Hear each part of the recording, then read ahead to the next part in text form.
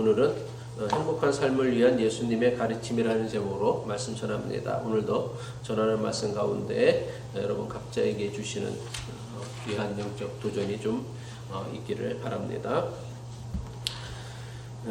성경을 통하여서 배우게 되어지는, 발견하게 되어지는, 깨닫게 되어지는 행복한 인생을 위한 중요한 그 비결, 영적 원리를 저보고 한 문장으로 이야기하라고 한다면 저는 단 일말의 주저함도 없이 하나님을 사랑하고 이웃을 사랑하는 것이다 라고 말씀드리고 싶습니다. 그리고 하나님을 사랑하고 이웃을 사랑하는 것은 성경 66권을 압축해서 압축기에 넣어서 꽉 짜면은 딱 요 한 문장이 나온다라고 생각해요. 그래서 하나님을 사랑하고 이웃을 사랑하라. 이것이 성경 말씀이 우리에게 주고자 하는 가장 핵심적이고 본질적인 메시지이다. 그리고 나머지 그 많은 이야기들은 하나님을 사랑하고 이웃을 사랑하는 것에 대한 각주다, 해설이다, 또 설명이다라고 이해해도요, 저는요 조금도 지나치지 않다라고 생각합니다. 그리고 이것은요 제 주장이 아니라 예수님의 가르침이기도 하죠. 오늘 우리가 읽은 성경 말씀에 의하면 어느 날 율법사가 예수님을 시험하기 위하여 예수님을 찾아와서는 예수님에게 묻죠. 선생이여, 성경의 율법 가운데, 계명 가운데 당신은 가장 크고 중요한 계명이 무엇이라고 생각하십니까? 라고 물었습니다.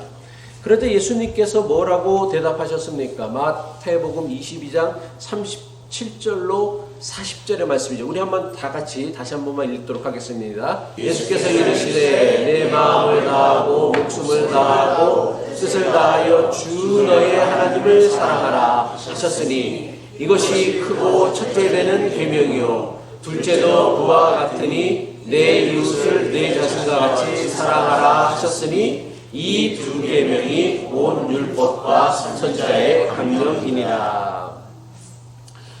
제가 왜 하나님 사랑과 이웃 사랑이 성경의 핵심 메시지다라고 얘기하냐면 예수님께서도 이 두 계명이 하나님을 사랑하고 이웃을 사랑하라는 이 두 계명이 온 율법이고 선지자의 모든 가르침의 핵심이다라고 말씀하셨기 때문입니다. 많은 교인이요 계명이라고 하면은 우리를 규제하고 억압하는 종교적인 규율로만 생각합니다. 하지만 이것은 계명에 대한 매우 심각한 오해입니다. 하나님께서 모세를 통하여 우리에게 계명을 주신 것, 율법을 주신 것은 우리를 규제하고 억압하기 위함이 아닙니다. 하나님께서 모세를 통하여 율법을 주시고 계명을 주신 것, 특별히 십계명을 주신 것은 그 계명을 지키는 것이 사람을 어떻게 만드는 것? 복 있게 만드는 것, 사람을 어떻게 하는 것? 행복하게 하는 하나님의 방법이시기에 하나님께서는 우리에게 율법을 주시고 계명을 주신 거예요. 그래서 시편 1편의 말씀을 보면 이렇게 시편 기자는 노래하고 있죠. 복 있는 사람은 악인들의 꾀를 따르지 아니하며 죄인들의 길에 서지 아니하며 오만한 자들의 자리에 앉지 아니하고 오직 여호와의 율법을 즐거워하여 그의 율법을 주야로 묵상하는 자도다. 그러니까 복 있는 사람이 어떤 사람이다? 여호와의 율법을 즐거워하는 것. 계명, 하나님이 주신 계명, 하나님이 주신 규칙들을 즐거워하고 그의 율법을 주야로 묵상하는 자다라고 시편 기자는 우리에게 권고하고 있습니다.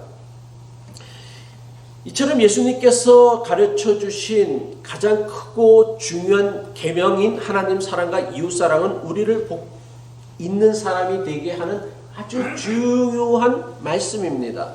그런데 예수님 말씀에서 우리가 주의해야 할 것이 있어요. 많은 교인이요, 예수님께서 말씀하신 첫 번째는 하나님을 사랑하는 것이고 두 번째는 이웃을 사랑하는 것을 서로 다른 두 개의 별개의 계명이라고 생각합니다. 그래서 어떤 사람들은요, 하나님 사랑하는 것은 참 잘하는 것 같이 보이는데 이웃 사랑은 참 못하는 사람 같기도 하고요. 어떤 사람은 이웃 사랑만 잘하고 신앙은 전혀 없이 하는 사람들도 있습니다. 이게 별개의 다른 계명이다라고 생각하기 때문이에요. 그런데 우리가 주의해야 될 것은, 주목해야 될 것은 하나님 사랑과 이웃 사랑은 사실 따로 떼어놓을 수 없는 다른 두 개의 계명이 아니다라는 거예요. 하나님을 사랑하는 것과 이웃을 사랑하는 것은 마치 동전의 양면과도 같습니다. 원인과 결과다라는 거예요.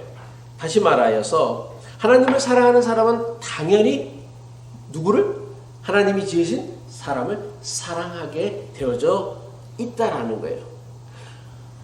따라서 어떤 사람이 보이지 아니하는 하나님을 사랑하는 사람인가를 알려면 어떻게 하면 되느냐? 그 사람이 이웃을 사랑하는 사람인가 아닌가를 보면은 그 사람이 하나님을 사랑하는 사람인가 아닌가를 알 수 있다라는 거예요. 제 주장이 아니라 성경의 가르침이죠. 요한일서 4장 20절 너무나 유명한 말씀이죠. 누구든지 하나님을 사랑하노라 하고 그 형제를 미워하면 이는 거짓말하는 자니 보는 바 그 형제를 사랑하지 않은 자가 보지 못하는 바 하나님을 사랑할 수가 없느니라. 다시 말해서 하나님을 사랑하는 자는 이웃을 사랑하는 자고 이웃을 사랑하는 자는 곧 하나님을 사랑하는 자다. 이것이 성경의 가르침이고 예수님의 가르침이란 말이에요. 형제와 이웃을 사랑하는 것이 곧 하나님을 사랑하는 것입니다. 그런데 문제가 있습니다. 많은 사람들이 교회를 열심히 다니고 하나님을 잘 믿는 것 같은데 형제와 이웃을 사랑하는 일에 너무나 자주 실패한다라는 거예요. 왜 그렇습니까? 우리가 잘 아는 말씀, 하나님 사랑하고 이웃을 사랑하는 것이 온 율법이요 선지자의 강령이다. 성경의 가장 중요한 가르침이고 예수님의 중요한 메시지다라는 것을 알고, 그리고 요한일서의 가르침처럼 보이는 형제를 사랑하는 것이 보이지 않는 하나님을 사랑하는 것이고 보이는 형제를 사랑하지 않는 것은 보이지 않는 하나님을 사랑할 수 없는 것이다라는 가르침을 알면서도 이웃과 형제를 사랑하는 일에 우리가 너무나 자주 실패한다라는 거예요. 왜 그렇습니까? 물론 여러 가지 이유가 있겠지만은 저는 어떻게 생각하냐면 예수님께서 말씀하신 이웃사랑을요, 너무나 많은 교인들이 의지와 노력의 문제, 믿음의 문제로 여기는 것이 아니라 감정의 문제로 여긴다라는 거예요. 그러니까 이웃사랑은 믿음의 문제인 거예요. 내가 하나님을 믿느냐 안 믿느냐라는 믿음에서 이웃사랑이 해야 되느냐 말아야 되느냐를 결정해야 되는데 우리는 어떻게 하냐면 감정적인 존재잖아요. 그러니까 내 감정에 따라서 사람을 사랑하고 안 하느냐를 판단하고 결정한다라는 거예요. 물론 감정도 중요합니다. 하지만 성경이 말씀하는 사랑은요, 감정과 내 기분에 좌우되어지는 사랑이 아닙니다. 이것은요, 인생의 행복도 마찬가지라는 거예요. 행복이라는 게요, 단순히 감정적으로 즐겁기만 하다가 행복한 인생이 되어지는 게 아니란 말이에요. 어떤 사람은 고통 중에 있으면서도, 환난 중에 있으면서도 행복한 사람이 있어요. 그러니까 우리는 감정적으로 뭔가 즐겁기만 한다라면은 그게 행복이라고 생각하는데 그렇지는 않다라는 거예요. 사람마다 기준은 다 다르겠지만은 제 감정은 목표하면서 그렇게 즐겁지는 않아요. 어떨 때는 우울증도 걸고 또 영적인 침체도 하지만은 그럼에도 불구하고 전반적으로 저는 제 목표에 대해서 감사하고 있고 행복하게 여기고 있어, 생각하고 있다란 말이에요. 감정적으로는 그렇지 못할 때가 훨씬 더 많지만, 그러니까 행복이라는 게 감정에 의해서 결정되어지는 것이 아니다라는 거예요. 이웃사랑도 마찬가지고 인간의 행복도 마찬가지라는 거예요. 지금까지요, 인류가 만들어낸 수많은 책과 영화 그리고 노래의 주제의 대부분은 단연코 다 뭐예요? 사랑에 관한 것이었습니다. 특별히 뭐 대중가요는 사랑에 관한 것들이 거의 대부분일 거예요. 근데 그 많은 사랑에 관한 책과 영화를 보면서 그 많은 사랑에 관한 노래를 부르면서 우리는 사랑에 대해서 배워야 하는 것으로, 사랑을 연습하고 훈련해야 하는 것으로서, 사랑을 결단해야 되는 것으로서 생각하는 사람들은 거의 없다라는 거예요. 왜 그렇습니까? 사랑을요, 저절로 생기거나 어느 순간 불현듯이 노력 없이도 저절로 찾아오는 감정쯤으로만 생각하기 때문이라는 거예요. 물론 사랑에 있어서 저절로 생기는 감정 물론 중요합니다. 하지만 감정이라는 게 뭐와 같다? 활활 타는 장작과 같아요. 활활 타는 장작은 당장은 되게 막 뜨겁고 열정적이잖아. 그죠? 그래서 눈에 콩깍지가 씌워질 때는 막 난리가 나잖아요. 활활 타는 장작이라도요, 하루가 지나면 싸늘한 잿더미로 변하는 것처럼 이 감정이라는 것도요, 뭐예요? 시간이 지나면요, 식을 수밖에 없어요. 그렇게 뜨거워지지 않는다란 말이에요. 친숙해질수록 친밀감이라든지 어떤 그 감정적인 격정 그런 것들은 줄어들게 돼요. 그리고 마침내 그 친밀감이 적대감이나 실망감 그리고 권태가 생기면 뜨거운 감정의 흔적조차도, 그 흔적조차도 찾아보기 어려운 것이 감정이란 말이에요. 사랑보다 더 쉬운 일은 없고 사랑은 배울 필요가 없다고 하는 생각이 잘못되었다라는 정말 분명하고도 확실한 증거가 우리에게는 너무나 많이 차고 넘칩니다. 그럼에도 불구하고 우리는요, 사랑을요, 너무 쉽게 흔들리는 그리고 변하는 감정에 두고 있다라는 거예요. 그 결과가 무엇입니까? 우리 사랑의 대부분이, 우리 행복의 대부분이 엄청난 희망과 기대 속에서 시작하였다가 결국은 실패로 끝나고 만다라는 거예요. 사람과 관계를 맺고 살아가다 보면 참 좋은 사람을 만날 때가 있어요. 사람을 무시하지도 않고요, 친절하고요, 남을 배려하고 한마디 한마디가 참 되게 깊이가 있는 그런 사람들을 만나는 때가 있어요. 이런 사람을 만나면 기분이 좋아집니다. 그리고 이런 사람들 아무리 오래 만나고 이야기를 해도요, 힘이 들질 않아요. 오히려 만날 때마다 힘을 얻습니다. 그런데 인생이 어디 그렇던가요? 살다 보면 이런 사람들만 만나지는 않죠. 예의라고는 눈을 씻고 찾아보려고 해도 보이지 않고, 자기보다 강하면 아부하려고 하고, 자기보다 약하면 함부로 하려고 하고, 또 틈만 나면 자기를 이용해 먹으려고 하는 사람들이 있어요. 남을 배려하기보다는 어떻게 하면 자기 욕심을 채우려고 하는 그런 사람들을 만나게 되어진다는 사실이에요. 그러면 여러분, 그런 사람을 만나면 어떻습니까? 무례하고 남을 배려할 줄 모르며 함부로 말하고 심지어는 대놓고 이기적인 사람은 다 이기적이지. 그런데 그걸 대놓고 하는 사람들은 참 꼴불견이잖아. 참 보기 흉하잖아. 근데 그런 사람을 만나면요, 제가 아무리 인격이 좋은 목사라고 해도요, 기분이 좋지 않아요. 사랑하고 싶은 마음보다, 아껴주고 싶은 마음보다 본능적으로 아주 감각적으로 느껴져도요. 목회를 저도 이제 꽤 오래 했고 사람을 많이 만나봤고 다양한 유형의 사람들이 있음을 경험해 봐갖고서 본능적으로 알아요. 아, 저 사람이 나를 정말 아끼고 사랑하는구나, 아니면 나를 어떻게든 등을 한번 쳐먹으려고 하는 사람이구나, 그런 거 쭉 이제 대충 감은 온단 말이야.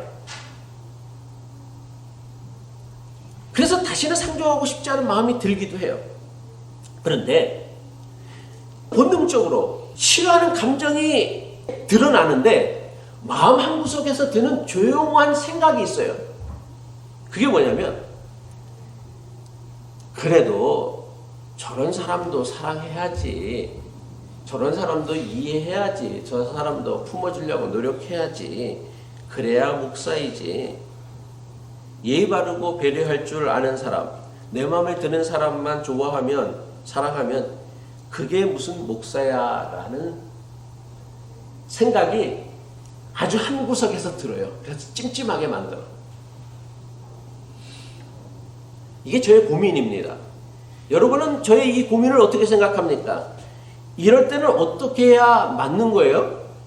그냥 본능적으로 마음에 느끼는 대로, 감정대로 예의 바르고 친절하고 나누기 좋아하는 사람, 내 마음에 드는 사람은 막 좋아하고 관계를 맺고 예의 없고 배려할 줄 모르고 이기적인 사람하고는 상종하지도 말고 아무런 관계도 갖지 말아야 할까요? 여러분의 생각은 어때요? 목사가 제가 어떻게 했으면 좋겠어? 예? 남의 얘기라고 그냥 여러분들은 남의 이야기라고 너무 쉽게 말을 해. 여러분은 안 되고 나는 해야 되는 거야? 예? 나는 목사니까? 목회하다 보면 하나님을 믿는 믿음 때문이 아니라 교회와 목사를 이용하기 위하여 교회 다닌 사람이 왜 없겠어요? 우리 교회도 그런 사람 숱하게 지나갔어요. 뭐 저만 이용하는 게 아니라 교인들도 이용하다가 사기치고 도망간 사람들 많아요. 저도 돈 빌려주고 받지 못한 돈도 꽤 있고요.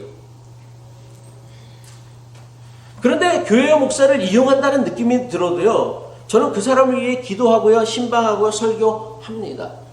왜? 제가 목사니까. 물론 제 감정은 대단히 불편하고 싫어요.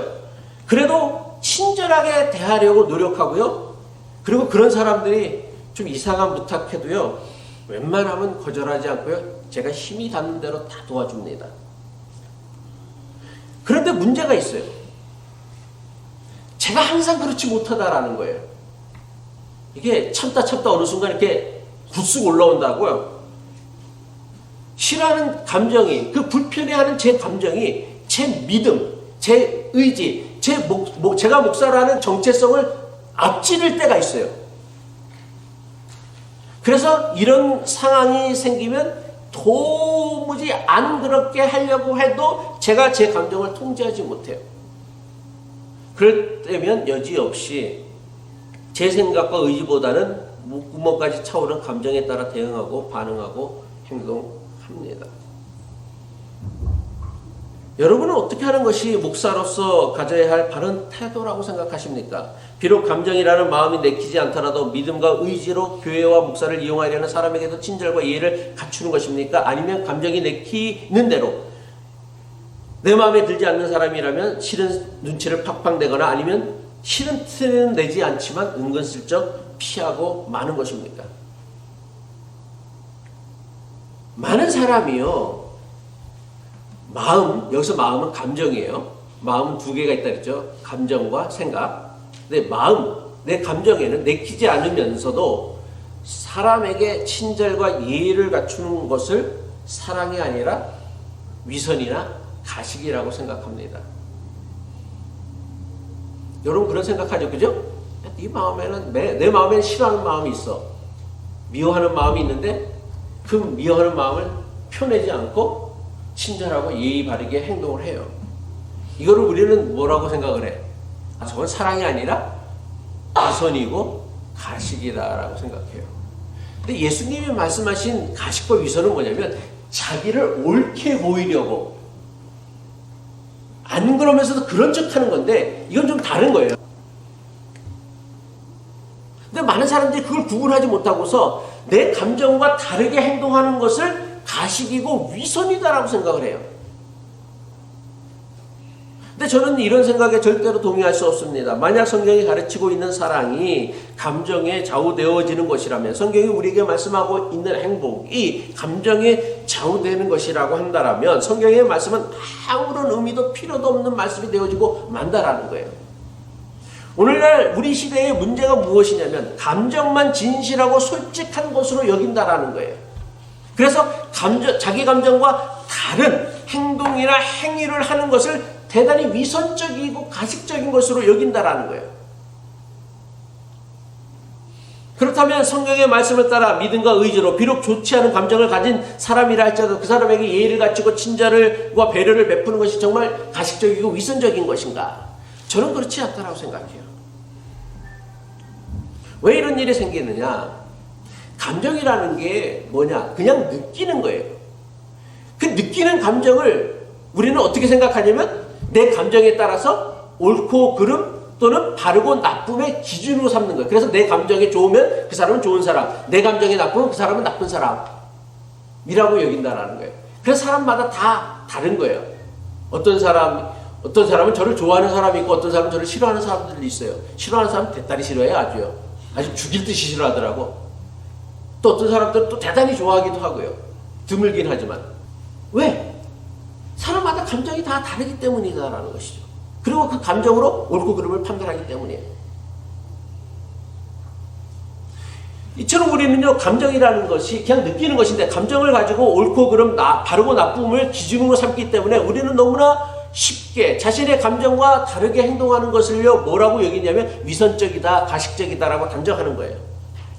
근데 한번 생각해 봅시다. 내 감정에 들지 않으면 다 잘못된 것입니까? 아니요. 절대로 그렇지 않죠. 절대로 그렇지 않다라는 거예요. 감정은 그냥 느끼는 거예요. 취향의 문제이고 감각의 문제예요. 그래서 느낌은 사람마다 다 다르다라는 거예요. 절대로 옳고 그름의 기준이 되어줄 수 없다라는 거예요. 오히려 성경은요, 우리의 생각과는 정반대의 말씀을 하고 있음을 기억해야 돼요. 성경은 우리에게 뭐라고 말씀하고 있냐면, 하나님 말씀에 어긋나는 감정과 감각이 위선적이고 가식적인 것이며 잘못된 것이고 악한 것이다라고 얘기를 해요. 그러니까 우리는 내 감정에 다르게 행동하는 것을 가식적이고 위선적이라 생각을 하는데, 성경은 어떻게 우리에게 가르쳐주고 있냐면, 하나님의 말씀에 어긋나는 감정과 느낌이 가식적이고 위선적이고 잘못된 것이다, 악한 것이다 라는 얘기예요. 이걸 분명하게 보여주는 말씀이 로마서 7장 18절로 19절의 말씀이에요. 나는 내 속에 곧 내 육신 속에 선한 것이 깃들어 있지 않다는 것을 압니다. 뭐예요? 감정이야. 선을 행하려는 의지는 나에게 있으나 그것을 실행하지 않으니 말입니다. 선을 행하려는 의지는 뭐예요? 하나님이 우리에게 주신 것이란 말이에요. 그 말씀을 우리가 받았어. 근데 우리는 그것을 실행하지 않으려고 해. 왜? 감정으로 받아들이지 않거든. 이거 하면 귀찮고 힘들고 고통스럽다고 느끼거든요. 그래서 내가 원하는 선한 일을 하지 않고 도리어 원하지 않는 악한 일을 하며 살아간다라고 사도 바울이 우리에게 경고하고 있어요. 만약 성경이 말씀하고 있는 사랑이 노력하지 않아도요, 저절로 생겨나는 감정이라고 한다면, 이런 사람에게는 뭐가 필요해요? 내 마음에 쏙 드는 사람을 만나는 우연이나 행운이 절대적일 것입니다. 그래서 우리는 그렇게 이상형을 쫓아다니잖아. 근데 이상형을 만났다고 모든 사람이 행복하게 살던가요? 만약 성경의 말씀이 노력하지 않아도 저절로 되어지는 그 감정이 사랑이라고 한다면, 우리에게 뭐예요?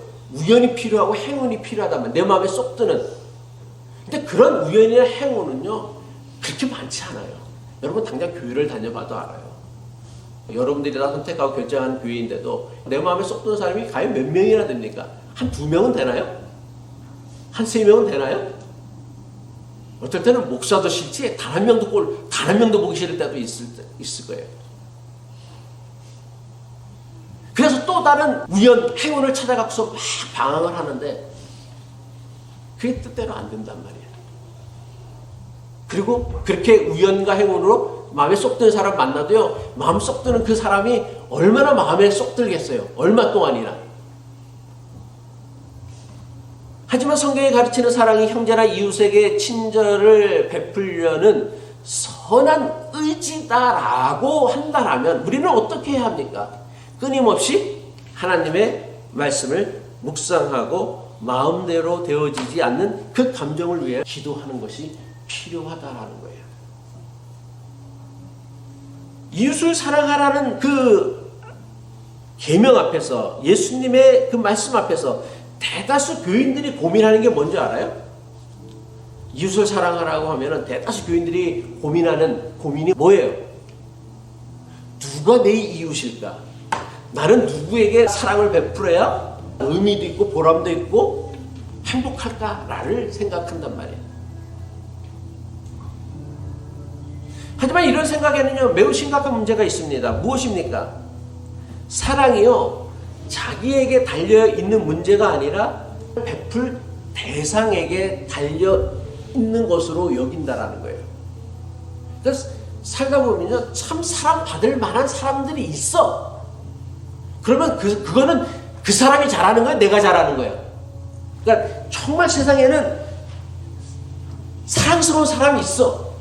그런 사람들이 아주 희귀하긴 하지만 그런 사람들이 있어요. 정말 말 한마디라도 예쁘게 하고 행동 하나라도 참, 그래 그 사람을 많은 사람들이 좋아하고 사랑해요. 그러면 그 사랑은 내가 그 사람을 사랑하는 능력인 거예요? 아니면 그 사람이 사랑받을 짓을 했기 때문에 받는 사랑인 거예요? 거기엔 나의 사랑이라는 공로는 1도 들어가 있지 않아요. 그래서 많은 이들이요, 뭐라고 생각을 하냐면, 자기가 이웃을 사랑하지 못하는 이유를 어떻게 되냐면, 내 주변에는 사랑을 베풀 만한 내 마음에 쏙 드는 이웃이 한 명도 없기에 내가 이웃을 사랑하지 않는 거예요, 목사님.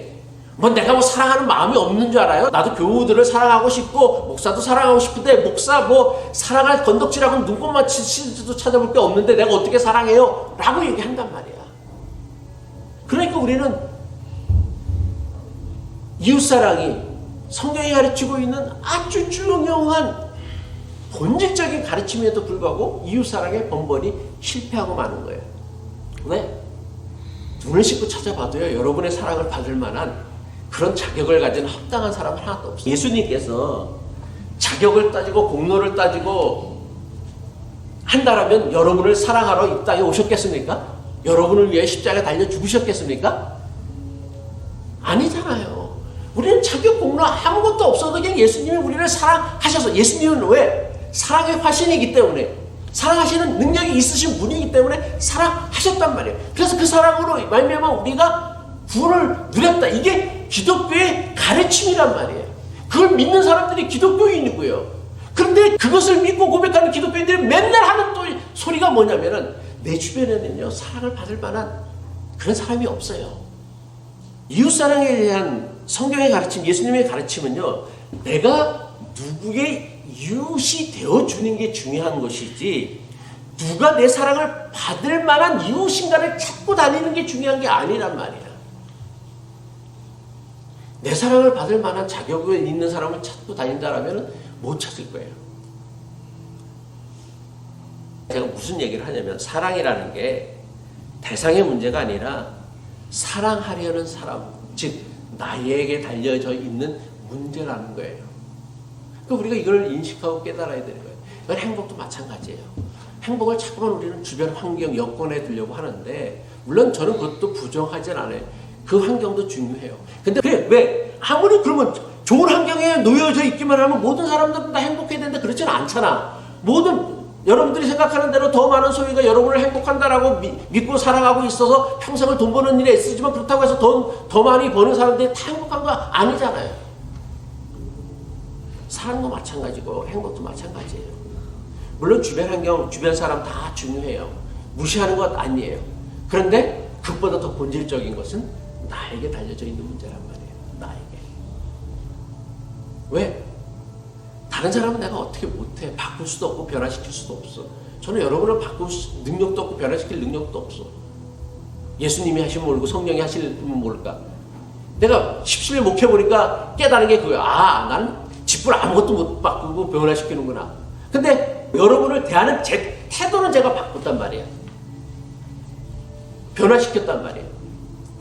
그러니까 제가 제교를 목회하면서 행복하게 목회하는 이유가 여기 있는 거예요. 여러분들이 참 물론 좋죠. 다 좋으신 분들이에요. 근데 여러분들이 생각해 보세요. 여러분들이 대단히 좋으신 분들은 아니잖아. 교회를 사랑하고 아끼고 그러신 분들은 아니잖아.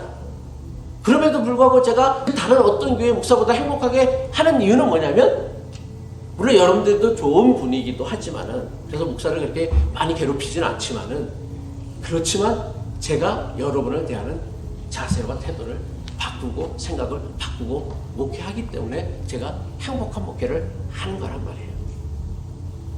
이건 여러분들도 마찬가지라는 거예요. 여러분, 사람을 사랑하지 않고는요, 사람은 행복할 수가 없어요. 근데 사람을 사랑하라고 얘기를 하면, 이웃을 사랑하라고 하면 맨날 하는 얘기가 똑같아. 아유, 내 주변에는요, 사랑할 만한 사람이 없어요. 어떻게 하면 좋겠어요? 이게 뭐예요? 이게 율법학자가 물었던, 예수님께 물었던 질문이에요. 도대체 내 이웃이 누구입니까?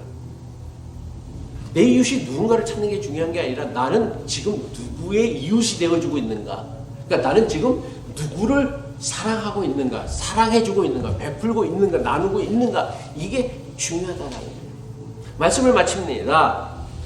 하나님을 사랑하고 이웃을 사랑하라는 예수님의 가르침은요, 우리를 복 있는 사람이 되게 하여 복된 삶을 살도록 인도하기 위한 매우 중요한 성경의 가르침이며 예수님의 가르침입니다.